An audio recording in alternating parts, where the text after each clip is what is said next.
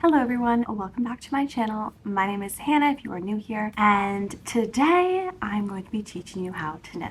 This has been a highly requested video and I thought it would be great to kind of have a super beginner's video of how to cast on, how to knit, and how to kind of finish a project. Just for today, I have my circular needles. These are 12.75 millimeters and the brand is ChiaoGoo. We'll put them here for you to see. So you will need a pair of knitting needles and they do not have to be circular. So circular means that they're connected at both ends. I prefer these just because then your project doesn't fall off and they're a little bit more versatile because you can knit in the round, which means that you're knitting all the way around the circle for things like hats, sweaters, etc. You will also need a pair of scissors. Honestly, kitchen scissors, whatever you got is fabulous. And then a ball of yarn. Now this is the Lion brand. The Lion brand, I think Thick and Easy is what it's called. Anyway, I will put it here as well and link everything down below that I'm using. Go grab your stuff. Once again, we need a pair of knitting needles, some yarn, and some scissors, and that is all you're going to need for today. Would love if you could subscribe, like, join along for our little journey. There's gonna be lots of fun things coming up within the next couple of months on my channel. Let's get started. Today we are learning the knit stitch. Please excuse my lovely blisters on my hand. It's from raking and clearly I do not do enough gardening. So the first thing I'm going to teach you today is the long tail cast on. And this is essentially how you would start any project is you need to cast on. First thing you're going to need to do is grab your ball of yarn and take a good chunk, probably like a arm span, and just kind of throw it to the side. You are then going to have this bit here that is still connected to your ball of yarn. And the first thing we want to do is create a slip knot. Now the way that you do this is in my right hand, I am going to put a loop of the wool over my pointer finger. This is the side that's connected to my ball of yarn. This is the side connected to my tail, as we can call it. And what I'm going to do is I have my palm face towards me. I'm simply going to spin it around and pull through the yarn that's attached to my ball. Give it a little tug and it creates this little loop, and this is called a slip knot. I'm going to do that once more for you guys. I have my yarn around my pointer finger on my right hand. Again, you can do this on your left hand if you are left-handed. And I'm going to take, I have my tail end and my yarn connected to the ball. I'm going to give it a little pull, turn my palm down and pull it through like so. Ta-da! And the great thing about this is you can adjust it. So if you pull the side connected to the ball of yarn, it will tighten your slip knot and then you can just pull it up as well. So that is our slip knot. That is step number 1. Now I'm going to grab my knitting needles. You just need one and we will be doing our cast on. So I'm going to insert my needle into the slip knot. I want to make sure that the tail end, so the end that's not connected to the ball of yarn, is at the front. You can see that it's facing me. I'm going to give it a little bit of a tighten like so. And then the end that is connected to my ball of yarn is facing the back. So I'm going to tighten it like so, have my tail end and my ball of yarn. We've got 2 ends here. I'm going to take my pinky finger and my ring finger of my left hand and wrap it around the bottom like so. I'm then going to take my pointer finger and my thumb and create this little diamond shape. Then I'm going to take the tip of my needle. I'm going to go down and up through the left hand side. Then I'm going to twist it around and go down through my other finger. Now, it has created this little loop here. I want to go through that loop and give it a pull just like so. And that is our very first stitch. So exciting. I am going to do that a few more times for you so you can get the hang of it. So once again, I've got my pinky finger and my ring finger. I'm going to take my thumb and my pointer finger, or you can also do your middle finger, whatever works best. I'm going to create that lovely diamond shape. I'm going to take the tip of my needle, go underneath that first loop that is wrapped around my thumb. I'm going to go to the other side and go down the loop that is wrapped around my pointer finger. Wiggle, wiggle, wiggle. And then I'm going to take my fingers out and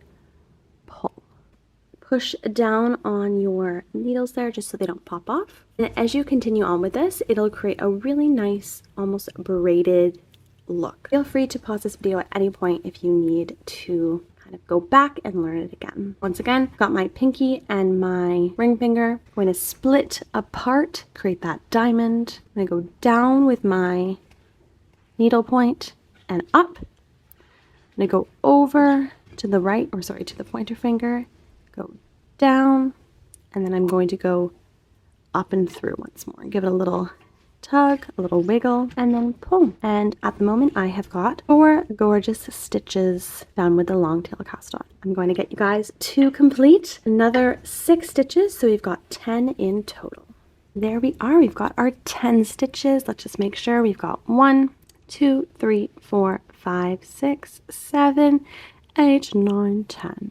Gorgeous. And as you can see on the side, we've got a bit of a braided pattern starting. Now we are going to do our very first row. So you can kind of just toss away that tail that you had for the long tail cast on. Make sure that you're not using it in place of the yarn that is attached to the ball, otherwise you might have some issues. And this first row might be a little bit tight, it might be super loose. It depends on the type of knitter that you are. I knit quite tightly, so sometimes I find the first few rows to be a little bit difficult, a little bit tight. That is also another reason why I'm using the thicker needle to show you guys. I just find it a little bit easier and a little bit more forgiving for beginners. All right, so I've got my 2 needles. What we're going to do is complete a knit stitch. So I have my yarn that is attached to my ball of yarn. I have the stitches on my left hand needle. I have nothing on my right hand needle, and I am going to simply complete my first stitch. So what you want to do is insert your right needle through the front of the first stitch. So you're going to go through the front, but you're going to go behind.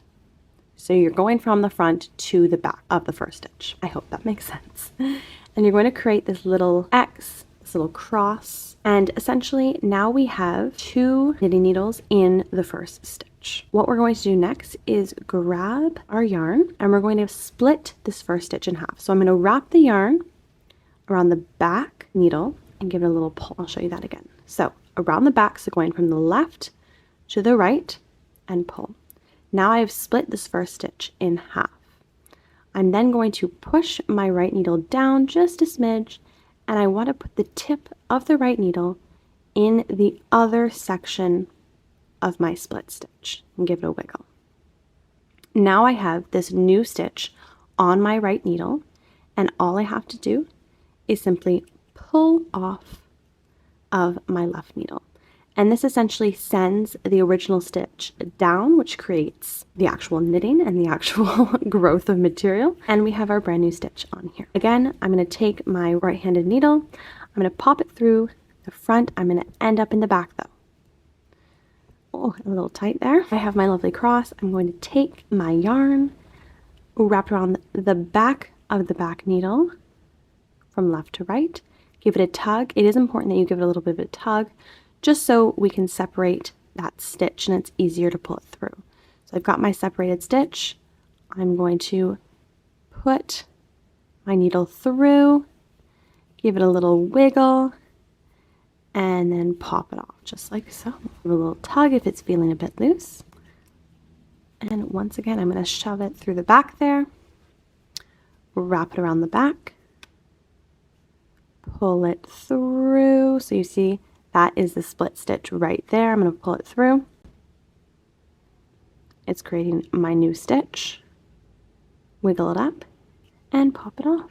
Please complete the next, no, not 10, the next 7 stitches, and I will see you once you finished your first row. Beautiful. So your first 10 stitches would look something like this, if not a bit looser, I hope.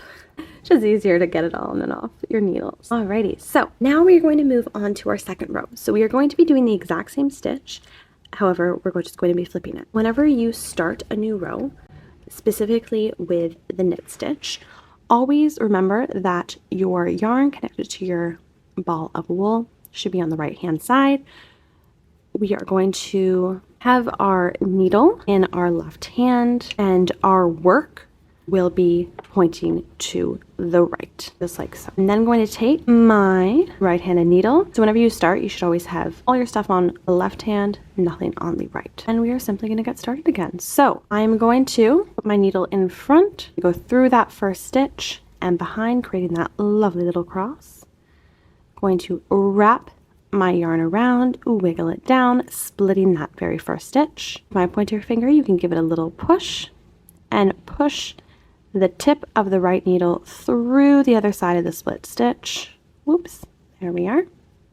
Give it a little wiggle and then you can pop it right off, just like so. Beautiful, you have now created 2 full rows of knit stitch. I am so proud of you. All right, so I got my 2. This is a little messed up right there, but that's okay. And what I'm going to get you to do is knit 8 more rows. So you're going to be knitting 8 more rows, and then I will show you how to cast off, which essentially means that you're going to be finishing off a piece of knitting so it doesn't unravel, and then you can take it off your needles, because it doesn't really do us much good if it's just living on here. So I will let you guys do that, and I will see you in a bit. Hello friends, we are back. So I have knit approximately 10 rows. To be honest, I wasn't counting, but I hope you were, and as long as you've got a little bit done, that is fabulous. Now, remember that your piece might look different than mine. It might be smaller, it might be bigger, and that all comes down to the needles that you're using, the weight of wool that you're using, and then how you actually physically knit. So are you a super tight knitter? Are you a little bit looser? All comes down to that, and this is what, once you get a little bit more into it, this is what we would call a gauge swatch, which would essentially just determine, whoops, another reason for the circular needles, which would essentially just determine how long in terms of centimeters 10 stitches equates to. So it helps with sizing and things like that once you get into sweaters, etc. So again, don't worry if it looks different, it's just your materials. Now you will notice that when we do that repetitive knit stitch, you're going to get this kind of funky pattern where we have the first row is almost like a little V, or it looks like at the beginning of a braid, and then we have this nice little bump and then the V. Then on the opposite side, it will be the opposite. So we'll have that bump first, that little V when you pull it apart, etc., etc. So this is what your piece will look like when you are simply doing a straightforward knit stitch. In the future, we will continue to learn new stitches, but this is a great stitch to start with and kind of get a handle on before you continue and learn more stitches. So I will now show you how to cast off, and cast off means that we're going to learn how to finish the piece and essentially remove it from our knitting needles, because really they're not going to serve us much if we just have, say, a washcloth attached to a knitting needle. So to cast off, I'm going to show you a very standard cast off method. Again, just like casting on, there is a variety, but we're going to start with a simple one. I'm going to do 2 knit stitches. So exactly like we have on the other rows, 2 simple knit stitches, just like so. Now you can use your needle, you can use your finger, you can use a crochet hook, whatever you'd like. But what you want to do is pull this first stitch over top of the second, and then you're just going to say goodbye and it will be dealt with. So I have quite a good hold on my end here just because I don't want my stitch to slip off. I'm going to pull them both up and just simply pull that first stitch over the second, give it a little wiggle, and voila. I'm going to do that again. So I'm going to do a knit stitch, just like so, give it a little tug, and I'm going to take with my finger that first stitch, make sure you got a good grip on here, and I'm going to pull that over and just toss it off. And you want to do this fairly loosely, otherwise you're going to get a bit of a crooked corner, which you know is fine. We're learning here. And then you're going to do this same exact method, just pulling that initial stitch over the second stitch, and then taking another stitch over to the right hand side, pulling it over, pulling it over, and you can continue just like so.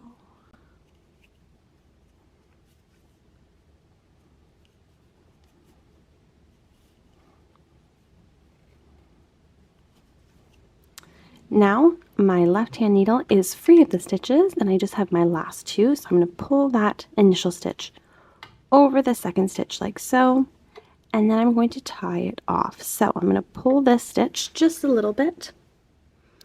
I'm going to take my needles out, all done with those for now, and I'm going to tie a knot. So again, there's a variety of ways to do this. Today we're just going to do a simple knot, nice and tight, gorgeous. You can give it a nice little snip. So cut that, gorgeous. I'm just going to pull that out, which is attached. Have a little tug on that, and I'm going to cut the tail, and then these little stragglers can be weaved in. But that is your very first little project, and this can obviously be built upon. This is only a 10 by 10 rectangle. So if you wanted to do something like a scarf or a washcloth or a placemat, pot holder, anything like that, then you'd obviously make it bigger. And it's great because now you have the knowledge to create something that you couldn't before, which is so cool. And I think this pattern is very cool because it does have a little bit of texture to it. So if you were to use a cotton yarn, it would be a great washcloth, have almost those little exfoliating bubbles. And there you have your very first piece. Yay! Oh my word. We made something together. It's incredible. I'm so proud of you. So, if you have made it to the end of this video, please comment down below, say hi. I would love to hear from you guys. Let me know how your very first little project went. If you have any questions, if you had any difficulties in certain areas, I can definitely give you a more in-depth explanation. I realized as I was filming that this yarn might have not been the easiest to see. I'm hoping that wasn't too much of an issue, but in the future I will make sure to use a little bit more of a solid light color because sometimes the mix can be a little bit hard to differentiate. But yeah, I hope you guys enjoyed this video. I am going to be doing some more videos on the different knitting styles strictly at the moment for beginners, just because I have had a lot of requests for a super beginner, literally never touched a pair of knitting needles before, and they just want to get started. So I thought I would create some for you guys. Our next stitch that we'll be learning is the purl stitch, but if there's anything specific that you are interested in learning or would just kind of like to do some fun projects with me, comment down below, please subscribe, and yeah, I am just so excited for what's to come, and I love you guys. You don't know how much this means to me and how much knitting and videography and editing just takes my mind off things that I think and I hope that you find some solace in it too. So yeah, I hope you guys have a wonderful rest of your week and I will see you next week. Bye.